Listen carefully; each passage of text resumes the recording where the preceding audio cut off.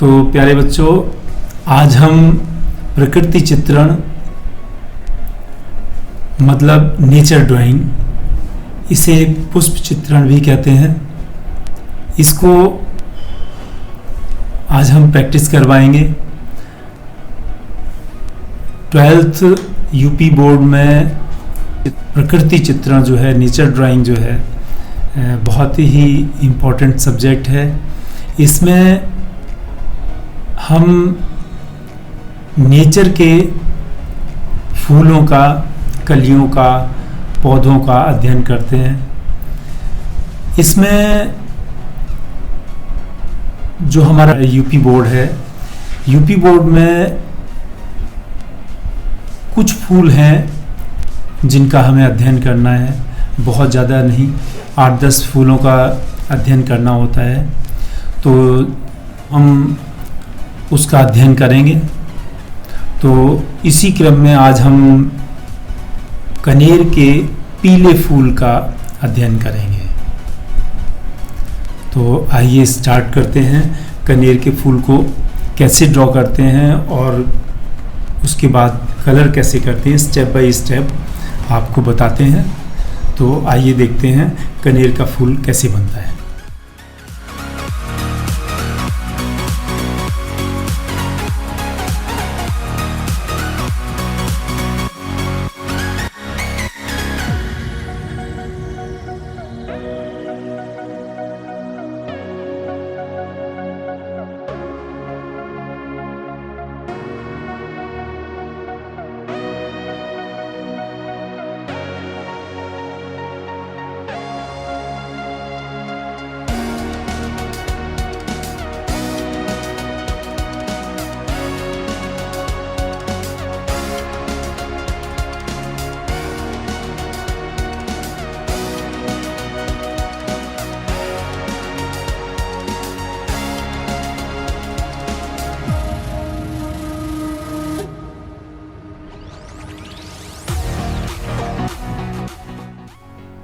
Light pencil use करनी चाहिए, जितना हो सके उतना लाइट पेंसिल को चलाना है। और लाइट पेंसिल चलाने के कई सारे फ़ायदे हैं। एक तो अगर आपका ड्राइंग जो है वो गड़बड़ होता है तो आप आसानी से उसको इरेज कर सकते हैं। दूसरे, लाइट पेंसिल चलाने से अगर हम उसको इरेज करते हैं उस जगह को जो गलत हो गई है, तो क्योंकि हम जो प्रकृति चित्रण जो बना रहे हैं इसमें हम वाटर कलर का यूज़ करते हैं, और वाटर कलर ट्रांसपेरेंट कलर होते हैं, बहुत ही सेंसिटिव कलर होते हैं। ज़रा सा भी सरफेस अगर चेंज होता है, अगर हम जिस पेपर पे काम कर रहे हैं उससे अलग हम कोई दूसरा पेपर लेंगे तो उस पर उसका इफ़ेक्ट अलग आता है। इसी तरह से जब हम रबर को रगड़ते हैं तो रबर को रगड़ने से उस जगह की स्मूथनेस जो है वो चेंज हो जाती है, थोड़ा सा रफ हो जाता है। तो उस एरिया में जब हम काम करेंगे तो कलर का इफ़ेक्ट अलग आएगा और उसके बगल में दूसरा इफ़ेक्ट आएगा, जिससे आलेखन या वस्तु चित्रण, स्मृति वो प्रकृति चित्रण, इन सब में अंतर आ जाता है। तो बच्चों, हमें कोशिश करनी चाहिए कि बिल्कुल लाइट कलर यूज़ हो, और रबर भी बहुत ही सॉफ्ट रबर यूज़ करनी है। जैसे मार्केट में नॉन डस्ट रबर जो है वो बहुत अच्छा काम करती है, बहुत आसानी से इरेज हो जाते हैं उससे। तो सबसे पहले हम ड्रॉ करेंगे, और ड्रॉ करने में हम ध्यान रखेंगे कि जो ऑब्जेक्ट सामने रखा है, जो फूल, कली, पत्ती जो सामने रखी है, उसको हम इतना परफेक्ट बनाएंगे, हम उसके साथ पूरी ईमानदारी रखेंगे। हम कोशिश करेंगे कि जिस तरह से वो रखा है हमें बिल्कुल वही बनाना है। कई बार बच्चे क्या करते हैं कि सामने आपके टेबल पे एक फूल, कली, पत्ती सहित एक टहनी रख दी जाती है, और वो उसे रोकने के लिए एक फ्लावर पॉट या मिट्टी का कोई ढेर या किसी कप में मिट्टी भर के उसमें उसको गाड़ दिया जाता है। तो ज़्यादातर बच्चे क्या करते हैं कि उन्हें फूल तो बनाना ही है, वो टहनी बनानी है, साथ में वो उस कप को भी बना देते हैं, जो कि नहीं करना है। इसमें हमें बोर्ड में जो एग्ज़ाम होते हैं उसमें हमें ध्यान रखना होता है कि हमें सबसे पहले क्वेश्चन को बहुत अच्छे से पढ़ना चाहिए, जिसमें दिया होता है कि ये 30 नंबर का है। इस 30 नंबर को वहाँ पे डिवाइड करके भी 3 जगह रखा जाता है, जिसमें जो हम ड्रॉ कर रहे हैं वो परफेक्ट शेप आ रही है कि नहीं। अगर वो उसका अनुपात, उसका संयोजन सही है, इस पे ध्यान रखना है। अगर वो सही है तो उसके 10 नंबर आपको मिलते हैं।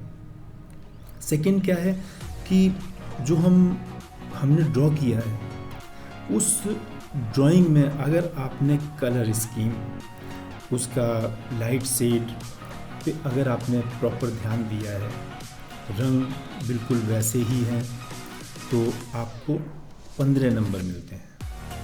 और थर्ड जो है हमारा ये है कि आपने ड्राइंग ठीक की, आपने कलरिंग ठीक की, उसको देखने के बाद ओवरऑल वो कितना इफ़ेक्टिव है, कितना दर्शक को इम्प्रेस कर पाता है, कितना एग्जामिनर को इम्प्रेस कर पाता है, उसका मतलब अगर थोड़ा बहुत ड्राइंग में भी गड़बड़ी है और कलरिंग में भी गड़बड़ी है, लेकिन वो दिखने में बहुत सुंदर लग रहा है, तो ओवरऑल इम्पैक्ट जो निकल के आता है उसके लिए 5 नंबर दिए जाते हैं। तो हमें ध्यान रखना है कि हम तीनों पर प्रॉपर काम करें, और प्रॉपर काम करने से ही आलेखन इम्प्रेसिव होता है।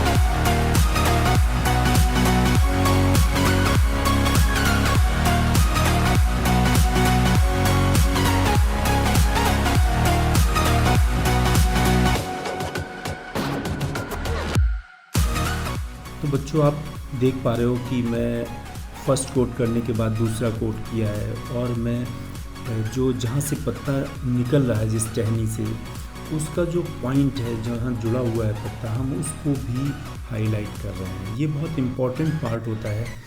और पत्ता बनाने के लिए हम किस तरह से काम करते हैं अभी मैं बताऊंगा, लेकिन इसका जो दूसरा कोट है वो थोड़ा सा डार्क करना चाहिए।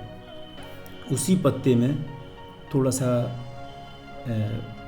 डार्क कलर बढ़ाते हैं। तो ये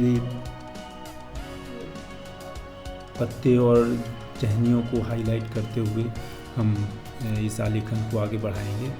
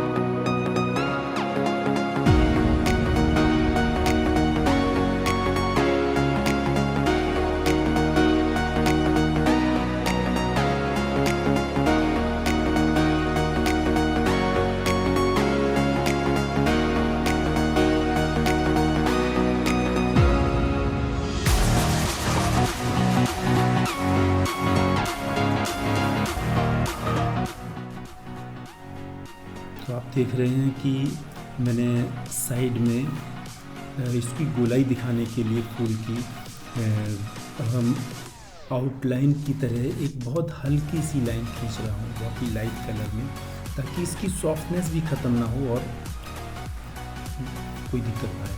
पत्ती को बनाने के लिए मैं आपको दिखाना चाहूँगा कि पत्ती को कैसे फ्लो में बनाते हैं। तो ये ब्रश लेके कनेर की पत्ती को लंबा खींच दिया और लाइट कलर में किया। लाइट कलर में करने के बाद फिर हमने इसको एक थोड़ा सा डार्क कलर लेके और एक साइड में जहाँ मैंने मान लिया कि यहाँ थोड़ा शेडिंग है, तो शेड की तरह हमने इसको एक साइड में आधी तरफ यूज़ किया और दूसरी तरफ मैंने आउटलाइन कर दी। उससे क्या हुआ कि पत्ती के दो पार्ट हो गए। और अब हम चाहें तो इसमें डिटेल निकाल सकते हैं, जिसमें पत्ती में जो रेसे हैं जो राइट और लेफ़्ट दोनों साइड में निकल रहे हैं, उनको हम हल्का हल्का ड्रॉ कर सकते हैं और इसमें जितनी चाहें डिटेल निकाल सकते हैं। तो पत्ती को इस तरह से आप बना सकते हैं। इसमें और डार्क ले सकते हैं और लाइट ले सकते हैं, जैसा भी आपको दिख रहा हो वैसा आप बनाने की प्रैक्टिस कर सकते हैं और उसके बाद में आउटलाइन कर देते हैं। इसमें बीच में भी जो लाइन जाती है, इसमें भी हम डार्कनेस दे सकते हैं। इसके साइड से जो रेखाएं निकल रही हैं उनके बीच में भी हम और काम कर सकते हैं। तो काम करने के लिए बहुत सारा है। तो पत्ती एक मिडिल टोन में ऐसे बनाएंगे, आउटलाइन कर देंगे। अब डिपेंड करता है कि आपके पास पत्ती पुरानी पत्ती है जो नीचे होती है, या ऊपर जो पत्ती होती है बिल्कुल पॉइंट पे, वो उन दोनों में कलर में अंतर होता है। तो थोड़ा सा अंतर बनाने के लिए ऊपर की जो पत्तियाँ होती हैं वो थोड़ी सॉफ्ट होती हैं, क्योंकि उसमें थोड़ा सा येलो कलर ज़्यादा होता है, और नीचे की पत्तियाँ जो होती हैं उसमें ग्रीन कलर थोड़ा सा ज़्यादा होता है। तो ये भी आप अंतर दिखा सकते हैं अगर आपको दिख रहा है तो।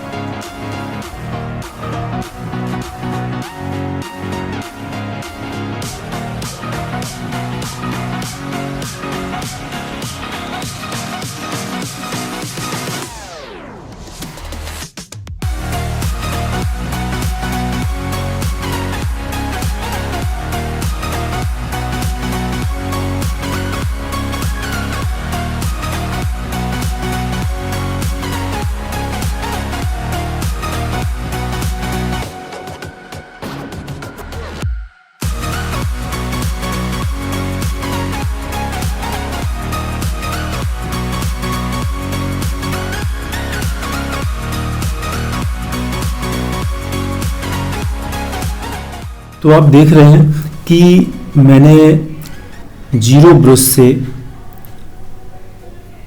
आउटलाइन करनी स्टार्ट की है, और जो पत्तियों के जो जहाँ से निकास बिंदु है पत्तियों का, वहाँ पर हमने विशेष फोकस किया है।